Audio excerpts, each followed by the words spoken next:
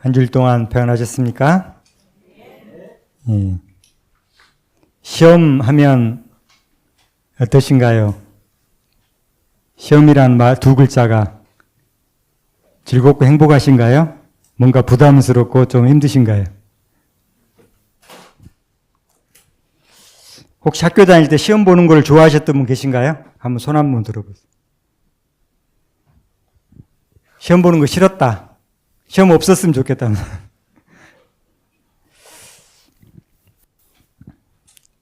근데 학교에서 이렇게 시험을 싫어하는데 왜 시험을 볼까요? 향상시키기 위해서. 필요하니까 또.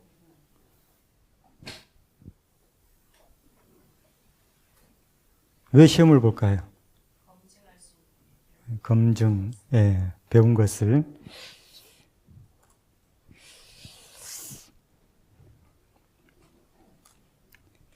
하나님은 우리를 시험하십니까? 시험하지 않으십니까?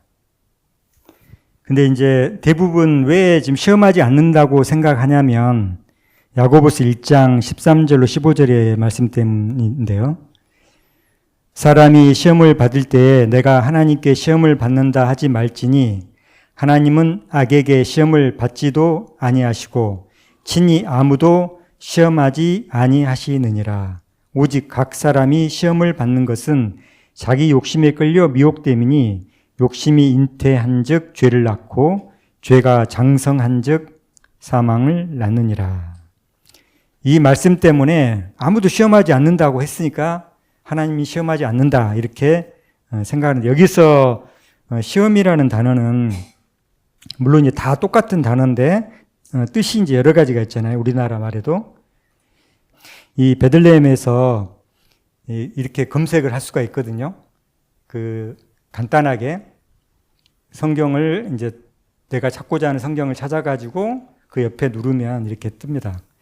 그래서 3985번. 그리고 페이라조라는 이 단어인데 시험하다. 그래서 뜻은 시련하다, 시험하다, 유혹하다 그런 뜻이 있어요. 근데 여기 야고보서에 나오는 말씀은 유혹하다에 해당되는 그런 의미로 쓰였습니다. 그래서 어떤 사람을 시험하다, 유혹하다. 그래서 페이라조의 의미는 굉장히 넓은데요.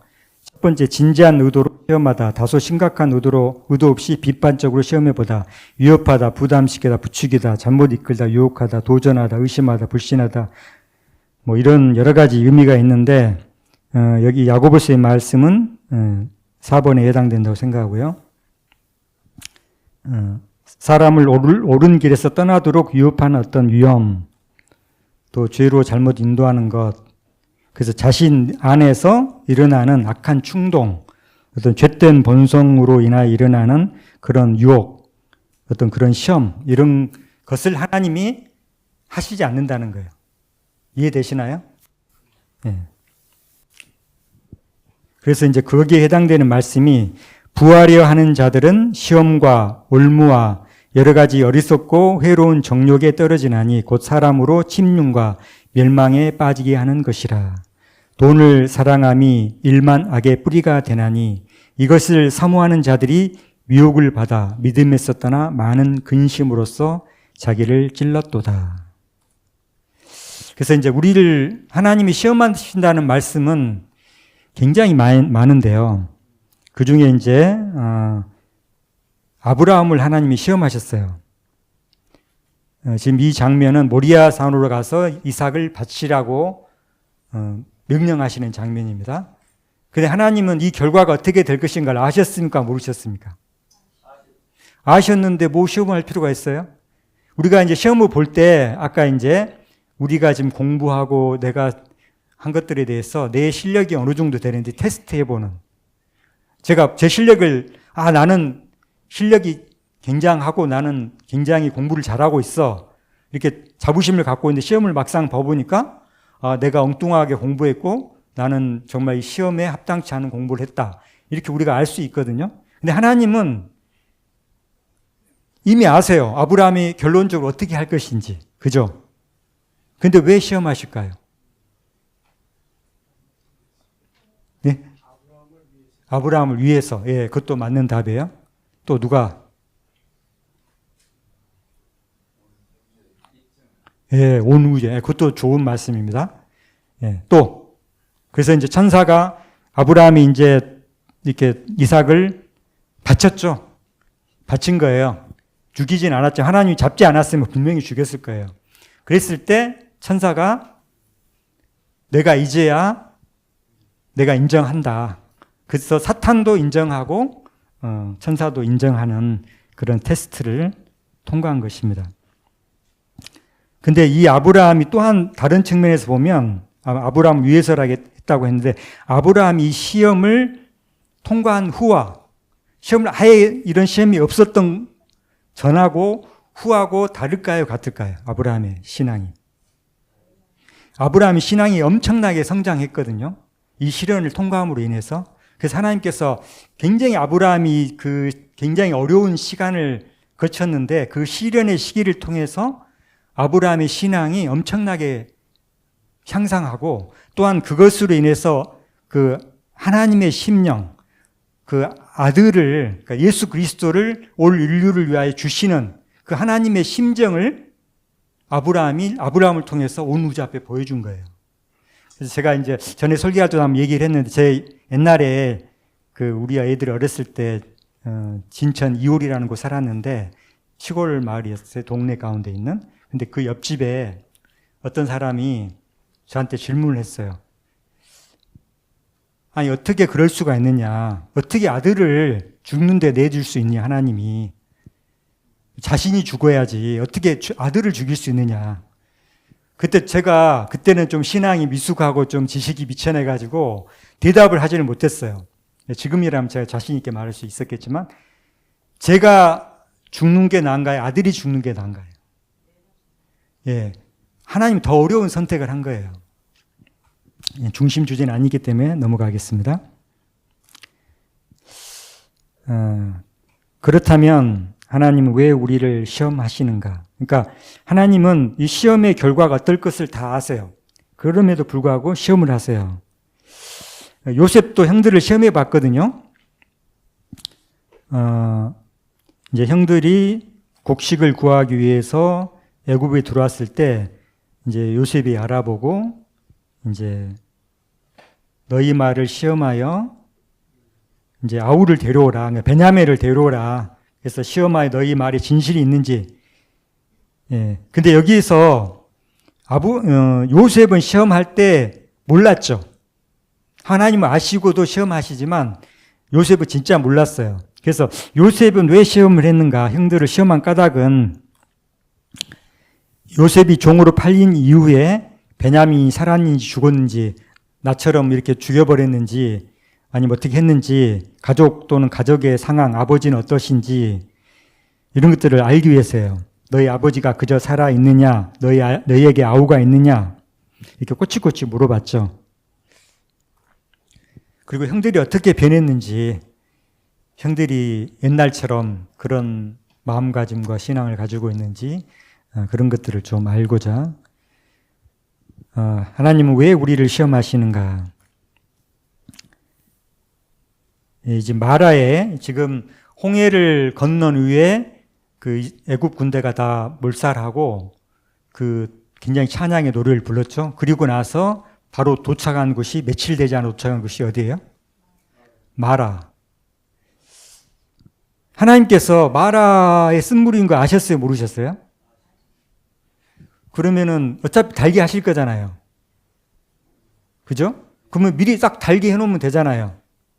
그럼 백성들이 원망할까요? 안 할까요? 딱 도착했더니 목말라 죽게 물 마시, 물이 너무 달고 굉장히 깨끗하고 좋아. 그러면은 원망할 사람 있어요? 없어요?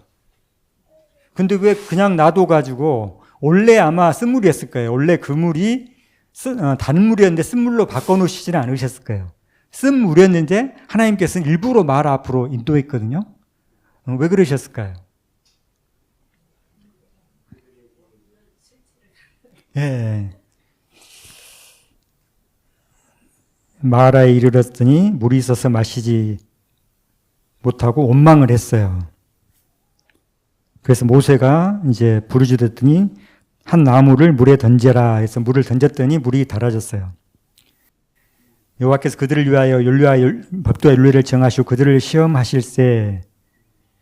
나 여호와의 말을 청종하고 나의 복에 의를 행하며 내 계명에 귀를 기울이며 내 모든 규례를 지키면 내가 애굽 사람들에게 내린 모든 질병이 하나도 너희에게 내리지 아니하리니 나는 너희를 치료하는 여호와임이니라. 여긴 단순히 뭐 건강 법칙만 지키면은 질병 이게 아니에요. 하나님의 모든 명령을 지켜야 되는 거죠. 그 중에 하나가 우리 지금 이 시대에는 시골 생활, 건강 법칙, 의복, 교육 여러 가지가 있겠죠. 하나님은 그 백성들이 마라의 앞에서 도착했을 때 원망하고 불평할 걸 아셨어요. 그럼에도 불구하고 그걸 미리 바꿔놓지 않으셨어요. 그러니까 하나님은 아시지만 백성들은 몰라요. 자신의 상태를. 출애굽하고 홍해 건넌 후에 다 찬양하고 믿음이 충만하고 뭐 그냥 당장 하늘나라에 들어갈 것 같죠. 그때 하늘나라에 들어갔으면 다 들어갔을까요? 그랬으면 그냥 하늘나라 딱 들여보내고 다른 백성들 또 이끌어가지고 또 막 고생시키다가 또 뭐 다른 바다 건너게 해가지고 막 믿음 충만할 때 하늘나라 다 보내버리면 되잖아요. 하나님의 그렇게 안 하셨거든요. 근데 그 믿음이 좋고 그 미리암과 함께 찬양의 노래를 불렀던 그 사람들이 대부분이 어떻게 됐습니까? 광야에서 다 죽었어요. 몇 사람을 제외하고는 다 구원받지 못하고 멸망을 빠졌습니다. 그래서 우리가 믿으면 구원, 근데 또 다른 에너신의 말씀 보면은 우리가 하늘에 들어갈 때까지 우리가 구원받지 않았던 걸 가르치길 원하신다. 그 개념이 그 후자예요. 그래서 하나님이 그들을 시험하신 것은 너희들이 지금 이런 상태에 있다. 그런 걸 보여주는 거예요.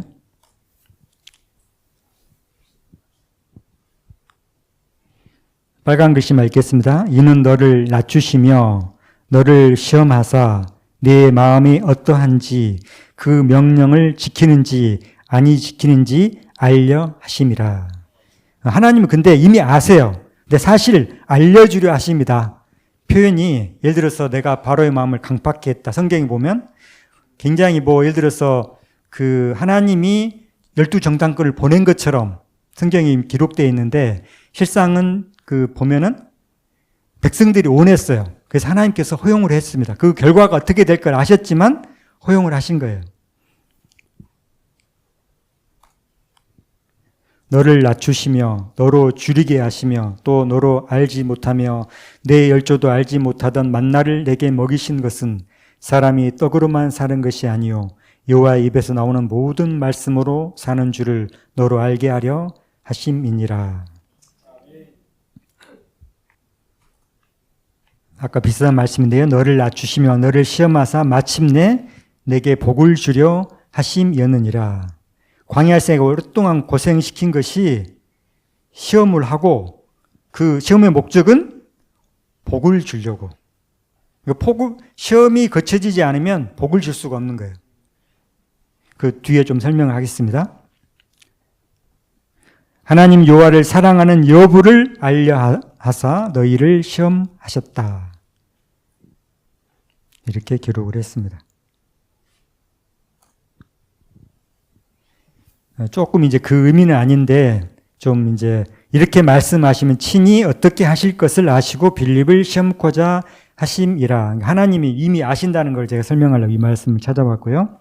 그 다음에 이제 베드로가 예수님을 3번 부인한 뒤에 예수님 부활하시고 나서 갈릴리 해변에서 제자들 만나신 조우하신 다음에 베드로에게 물어보시죠. 아주 껄끄러운 질문을 하시죠.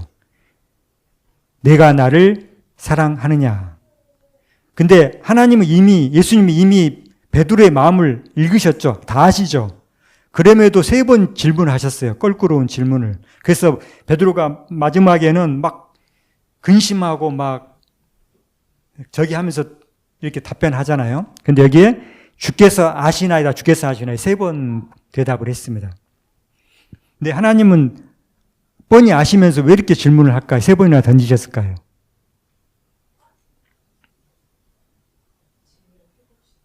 예. 지금 제자들에게 베드로는 3번 부인한 사람이거든요. 근데 하나님께서 3번 이렇게 말해서 내 양을 먹이라고 해주심으로 인해서 그 목자로서의 그 지위를 다시 회복시켜 준 거예요. 그리고 또 베드로에게 너 날 사랑하니까 자신감 잃지 말고 내 양을 먹이는 내 사명을 감당해라 라고 하는 또 3번 필요했겠죠. 우리는 정확하게는 모르겠지만 베드로에게 그것이 필요했기 때문에 3번의 질문을 던지십니다.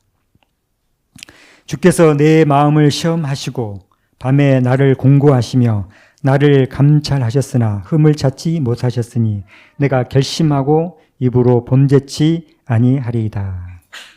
내가 나의 완전함에 행하였사오니 요동치 아니하고 여호와를 의지하였사오니 여호와여 나를 판단하소서. 여호와여 나를 살피시고 시험하사 내 뜻과 내 마음을 단련하소서. 그래서 하나님의 이 시험은 내 뜻과 내 마음을 단련해 주기도 합니다. 하나님이 나를 살피사 내 마음을 아시며 나를 시험하사 내 뜻을 아옵소서. 내게 무슨 악한 행위가 있나 보시고 나를 영원한 길로 인도하소서. 그 광야의 굽이 그 모든 그 40년의 그런 날들 동안 하나님은 이스라엘 백성을 시험하시고 살피고 그들의 마음을 열어 보이고 그래서 그들이 회개하고 하나님을 깨닫고 구원에 이르기를 여러 번 기회를 제공하신 것입니다. 히스기야의 심중에 있는 것을 다 알고자 하여 시험하셨습니다. 좀 이제 다른 문제를 한번 얘기해 볼게요. 좀 시험과 연관되어 있어 제가 나의 삶에서 여러분의 삶에서 어려움이 닥치고 문제 앞에 봉착하는 때가 있죠. 지금 여러분 예수님 믿은 뒤로 문제 한 번도 없었던 분, 환난이나 어려움이 없었던 분들이 있으신가요? 한번 없으면 한번 손 한번 들어보세요. 난 예수님 믿은 뒤로 나의 모든 삶이 그냥 그러면 첫째, 내가 잘못된 생애를 살았기 때문이다. 죄를 지었기 때문이다. 맞습니까? 들립니까? 예, 이것도 맞아요. 그럼 두 번째, 내가 바른 삶을 살아왔고 또 올바른 신앙을 했고 하나님이 인정하시고 이끄시는 바른 길로 행하고 있지만 그래도 그럴지라도 어려움과 문제에 봉착할 수 있다. 맞습니까? 드립니까? 예, 그 예가 성경에 많이 있는데 한 예를 들어보면 이제 아브라함의 이제 물론 이때는 아브라함이었죠. 아브라함이 아니라 아브라함 때 지시할 땅으로 가라 그랬어요. 그래서 말씀을 쫓아갔고 가나안 땅에 드디어 도착을 했어요.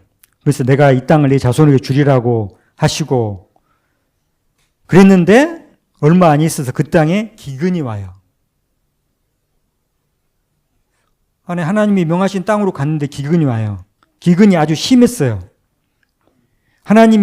아브라함이 하나님이 있지 말라는 곳에 갔나요? 분명히 하나님이 있으라는 곳에 있어요 지금. 근데 기근이 그 땅에 임했어요. 하나님이 기근 안 오게 하실 수도 있잖아요. 근데 왜 기근을 그러니까 물론 기근을 일부러 내리시는 않으셨을 것 같고요. 그 땅에 기근이 있었는데 그거를 막지는 않으셨죠. 근데 하나님 막으실 수 있잖아요, 미리. 근데 왜 막지 않으셨을까요?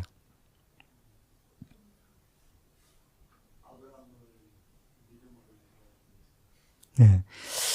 아브라함이 보기에 굉장히 믿음이 좋은 것 같잖아요. 근데 하나님 보실 때 아브라함의 그 결점과 문제를 다 알고 계시거든요. 근데 어떤 이런 그 어려움에 봉착할 때 나의 어떤 본질적인 게 드러나요. 제가 알지 못하는.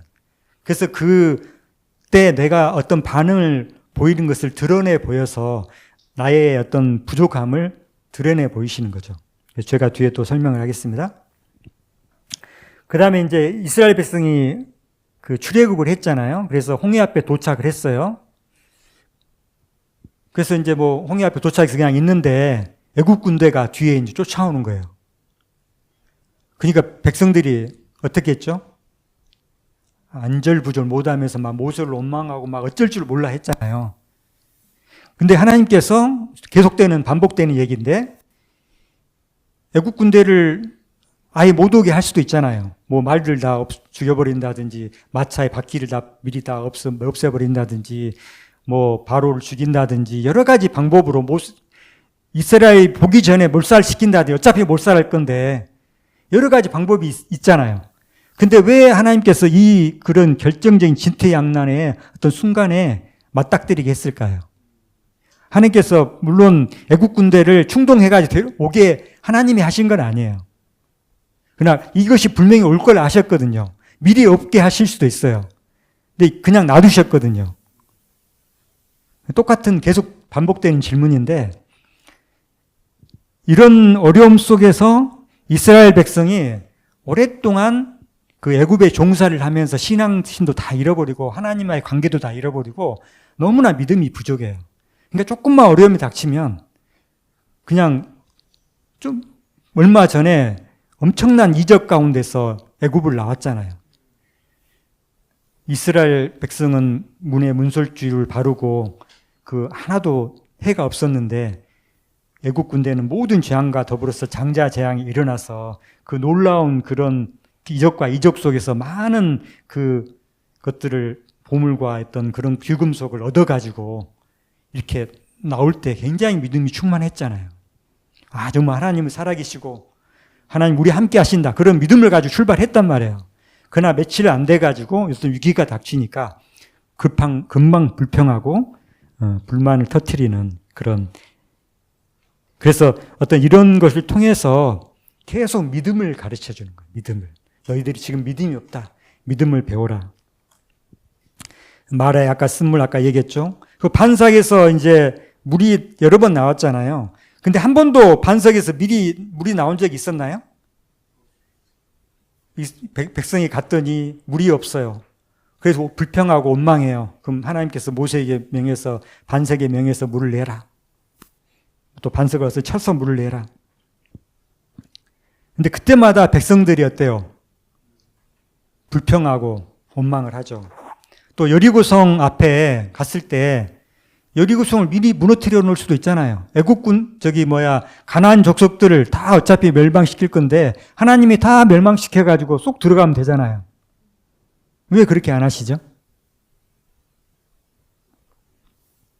지금 계속 던지는 질문들이 왜 하나님 우리 앞에 곤란한 문제와 어려움 앞에 봉착하게 하시는가? 예, 불평이 성경에 보니까 많이는 안 나오더라고요. 원망으로 많이 성경이 기록되는데 성경이 전체 한 45번 기록됐고요. 구약 성경은 35번 기록됐는데 출애굽기에서 신명기까지만 24번이 기록돼서 대부분 백성들이 그 광야 생활하면서 불평한 원망한 그런 내용들입니다.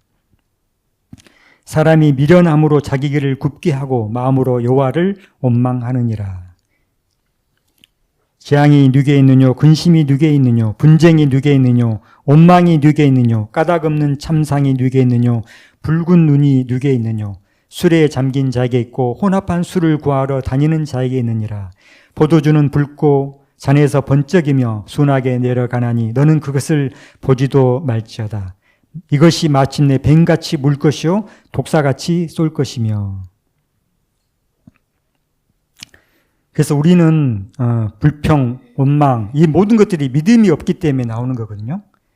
근데 우리가 믿음, 신뢰, 잠잠히 참아 기다리는 이것은 인내가 필요해요. 근데 믿음이 있으면 하나님을 진정 신뢰하면 잠잠히 그 과정 속에서 우리가 인내를 또 단련이 되는 거죠. 욥의 이제 욥은 원망하지 아니한 아들이 다 죽고 모든 재산이 다 날아가도 욥은 원망하지 않았습니다. 나의 영혼이 잠잠히 하나님만 바라며 나의 구원이 그에게서 나는도다. 오직 저만 나의 반석이시오 나의 구원이시오 나의 산성이시니 내가 크게 요동치 아니하리로다. 그래서 우리는 이스라엘 백성처럼 어떤 어려운 문제에 닥칠 때 불평하고 원망하지 말고 비단 하나님께 뿐만 아니라 사실 이스라엘 백성 대부분 모세에게 원망했거든요. 너가 잘못 인도해가지고 너가 그렇게 어떤 하나님뿐만 아니라 어떤 나의 상황, 어떤 사람 이 원망할 수 있거든요. 이런 것도 우리가 하지 말아야 됩니다. 나의 영혼아 잠잠히 하나님만 바라라. 대저 나의 소망이 저로 쫓아나는도다. 오직 저만 나의 반석이시오 나의 구원이시오 나의 산성이시니 내가 요동치 아니하리로다. 백성들아 시시로 저를 의지하고 그 앞에 마음을 토하라. 하나님은 우리의 피난처시로다. 사람이 여호와의 구원을 바라고 잠잠히 기다림이 좋도다. 또 여호와를 기뻐하라. 저가 내 마음의 소원을 이루어 주시리로다. 내 길을 여호와께 맡기라. 저를 의지하면 저가 이루시고 우리가 때때로 믿고 나가는데 잘 일이 안 풀려요. 그러면 하나님이 안 도와주시나 보다. 원망하면서 그때 자기 힘으로 막 해결하려고 그래요. 저를 의지하면 저가 이루시고 하나님이 침묵하시고 전혀 나와 상관없이 계시는 것 같고 나는 다른 사람 다 좋아도 나는 안 도와주는 것 같이 느껴질지라도 내 느낌은 그럴지라도 우리는 하나님을 끝까지 의지하고 붙들고 나가야 될 것입니다. 내 의를 빛같이 나타내시며 내 공의를 정오의 빛같이 하시리로다. 여호와 앞에 잠잠하고 참아 기다리라. 자기 길이 형통하며 악한 꾀를 이루는 자를 인하여 불평하여 말지어다. 그래서 이제 이는 어떤 것이냐? 영적으로나 지적으로 진리에 굳게 서는 것, 이것이 하나님의 인이라는 거예요. 그래서 흔들릴 수 없게 되는 것이라고 되어 있거든요. 그러니까 그 이스라엘 백성이 광야 생활을 할 동안 끊임없이 흔들려요. 좀 믿음이 있는 것 같더니 위기 앞에 오면 흔들려요. 계속 흔들리는 것입니다. 그래서 그들이 흔들리지 않을 때까지 하나님은 흔드시는 거죠. 그래서 이 흔들림이 오는데요. 깊은 회개를 요구한다. 지금 모든 사람의 마음에 몰두해야 할 하나의 중요한 질문은 내가 하나님의 나를 위하여 준비되어 있는가?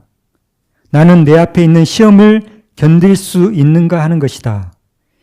지금 이제 아무 어려움 없이 그냥 쭉 갔는데 이제 야곱의 한란 앞에 딱 도착해서 사탄이 엄청난 시험을 가할 때 아무 어려움 없이 믿음도 연단도 없이 하나님을 붙들어 본 경험도 없이 그 시련을 통과할 수 있을까? 야곱의 한란을 다 넘어져요.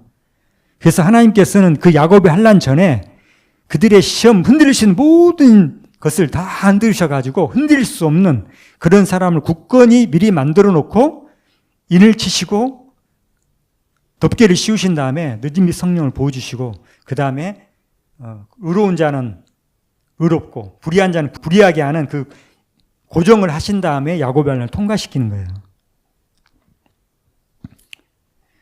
여기 보면 정결케 하시고 그 가치를 입증하고 계심을 보았다. 마치 아브라함을 모리아산에서 이삭을 바침으로 인해서 사탄과 천사들 앞에서 입증하셨던 것처럼 우리를 지금 입증하고 계신 거예요. 그분께서는 그들을 금처럼 연단하시되 찢기가 태워지고 그들 속에서 그분의 형상이 반영될 때까지 하실 것이다. 그들은 하나님께 자기 자신을 완전히 바치지 않고 그분의 뜻을 따르는 것을 가장 큰 즐거움으로 삼고자 하지 않는다. 목사들과 신자들은 영성과 참된 경건이 부족하다. 흔들릴 수 있는 것은 모두 흔들릴 것이다. 또 다른 데 보면 흔들리지 않을 것만 남게 될 것이다. 또 그런 말씀이 있어요. 하나님의 백성들은 가장 크게 시험을 받는 처지에 놓이게 될 것이므로 모든 사람은 진리 안에서 안착하고 뿌리를 내리고 굳게 서지 않으면 안 된다. 그렇지 않으면 그들은 분명히 미끄러질 것이다. 그래서 하나님께서 이렇게 미끄러지기 전에 미끄러지지 않을 사람으로 굳게 서게 하는 것이 환난과 어려움과 시험이라는 것입니다. 그들은 비록 길이 어둡고 험악할지라도 참고 견딜 수 있을 것이다. 어두운 미국에 사라지고 참빛이 영원히 비칠 것이기 때문이다. 나는 하나님께서 당신의 백성들을 정화시키고 깨끗게 하기 위하여 그들에게 쓴 잔을 마시도록 하시는 것을 보았다. 이 쓴 잔을 주목하십시오. 그것은 쓰디 쓴 잔이다. 그런데 그들은 불평하고 한탄하고 투덜거림으로써 그 잔을 더욱 쓰게 할 수 있다. 이런 식으로 잔을 받는 자들은 또 다른 잔을 더 마셔야 하는데 그 까닭은 첫 번째 잔이 그의 마음의 소기의 성과를 거두지 못했기 때문이다. 만일 두 번째 잔도 효과를 나타내지 못한다면 저들은 소기의 목적을 이룰 때까지 또 다른 잔을 계속 마셔야 한다. 그렇게 하지 아니하면 그들의 마음속에 더럽고 불결한 것들이 그냥 남아 있을 것이다. 나는 이 쓴 잔이 인내와 오래 참음과 기도로서 달게 될 수 있음을 보았는데 그것은 그렇게 받아들이는 자들의 마음속에 의도한 효과를 나타낼 것이며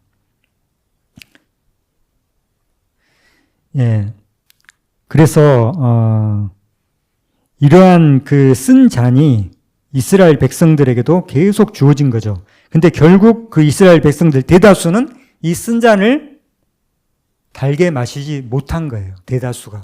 그래서 그들은 광야에 다 뼈를 묻은 거죠. 우리도 마찬가지입니다. 우리가 지금 여기 임마누엘 동산에 이렇게 있고 다 좋은 믿음을 가지고 있는 것 같지만 우리가 이 쓴 잔을 달게 마시지 않으면 우리는 결국 광야의 뼈를 묻을 것입니다. 내 하나님 여호와께서 이 40년 동안에 너로 광야의 길을 걷게 하신 것을 기억하라. 우리도 지금 광야의 길을 걷고 있습니다. 이는 너를 낮추시며 너를 시험하사 내 마음이 어떠한지 그 명령을 지키는지 아니 지키는지 알려 하심이라.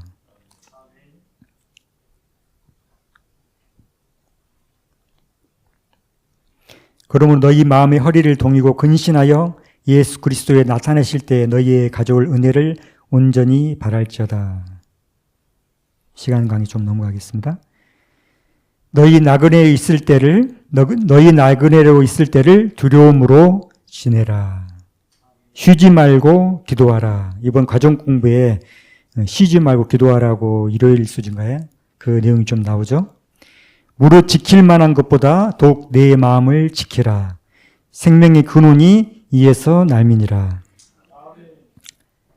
은혜 가운데서 건전한 성장을 하려면 필수적으로 부지런히 마음을 지키는 일이 있어야 한다. 타고난 마음은 죄된 욕망과 거룩하지 못한 생각의 처소이다. 그 마음을 주께 복종시킬 때 그것은 반드시 성령으로 말미암아 모든 더러움에서 정결케 된다. 그래서 이 복종시키는 것은요, 우리가 해야 되는 일이에요. 근데 우리 힘만으로는 할 수 없죠. 이것도 성령이 도와주셔야 되지만 결국 내 의지가 주께 복종해야 돼요. 내가 복종하지 않는데 하나님께서 강제로 복종시키지 않으세요. 성령께서 우리를 복종시키게 역사하세요. 그때 우리가 우리 마음을 복종시킬 때 우리 몸은 정결케 되는 것이죠. 이 일은 사람이 허락지 않고는 이루어질 수가 없다. 그리스도의 종교는 매일 죄를 포기하는 일과 영혼을 얽매고 있는 습관의 사슬을 깨트리는 것을 요구하지 않는 것이라고 생각하는 사람들이 많은 것 같다. 좀 넘어가겠습니다. 그분의 능력으로만 그들은 말과 행동을 지킬 수 있다. 그래서 쉬지 말고 기도하라고 하셨다. 그리스도인이라고 해서 항상 기도의 자세를 취하고 있을 수만은 없는 일이지만 그래서 쉬지 말고 기도하라는 말이 의미가 뭔가를 지금 말씀하고 계세요. 그 생각과 욕망은 언제나 하늘로 향할 수 있다. 우리가 말을 적게 하고 기도를 많이 할 때 자신을 믿는 마음은 우리에게서 사라질 것이다. 그래서 항상 기도한다는 것은 마음속으로 항상 하나님을 생각하고 어떤 상황 가운데서도 하나님 믿는 믿음을 잃지 않고 어려울 때나 즐거울 때나 항상 기도하면서 어려움이 닥치면 하나님 도와주세요. 이럴 때는 어떻게 해야 될까요? 이러한 삶이 바로 항상 기도하는 삶이라고 생각합니다. 그리스도인은 조심해서 부지런히 마음을 지켜야 한다. 그런 명상의 습관을 길러야 하며 헌신의 정신을 마음에 품고 있어야 한다. 명상과 기도와 성경 공부에 들인 시간을 잃어버린 시간이란 것처럼 명상하고 기도하고 성경을 살펴보는데 시간 들이기를 아까워하는 사람들이 많이 있다. 우리는 영적 난쟁이다.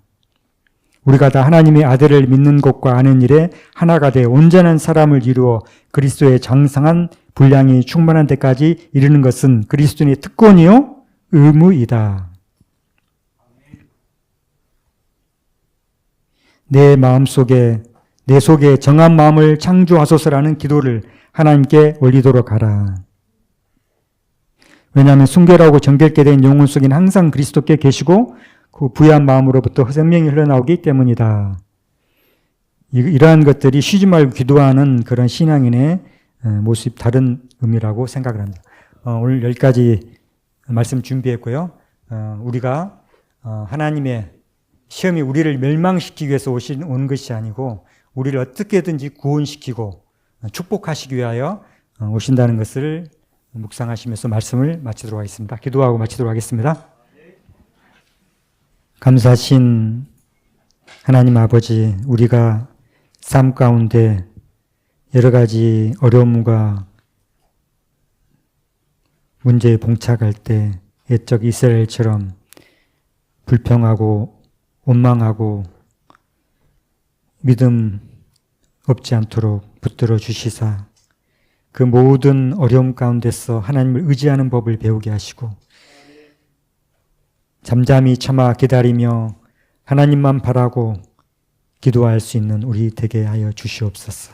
그리하여 우리의 신앙이 흔들릴 수 있는 모든 것이 다 흔들리고 온전히 진리 안에 주님 안에 깊게 뿌리를 내림으로 어떠한 환난과 시련과 폭풍의 속에서도 뽑혀나가지 않고 굳건히 흔들리지 않는 나무로 주님 앞에 온전히 설 수 있도록 도와주시옵소서. 모든 것 감사하며 예수 그리스도 이름으로 간절히 기도드리옵나이다. 아멘.